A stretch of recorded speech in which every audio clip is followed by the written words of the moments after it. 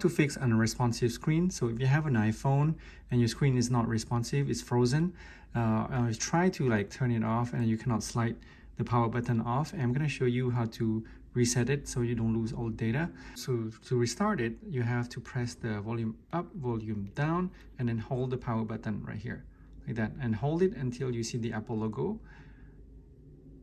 Just keep holding with me right now. I'm still holding on the power button. Do not let go. And you're gonna see an Apple logo. Okay, just release it when you see it. And that's gonna restart your phone. So it's gonna be responsive now. If it's not responsive, you have to do it again. So volume up, volume down, and then hold the power button until you see the Apple logo. And that should actually fix your unresponsive screen. This method should work for all the iPhone models. And so now it's restarted, and just enter the password again. And this actually will fix the unresponsive screen. If you experience any issues, please leave in the comment below. Thank you guys for watching. Don't forget to subscribe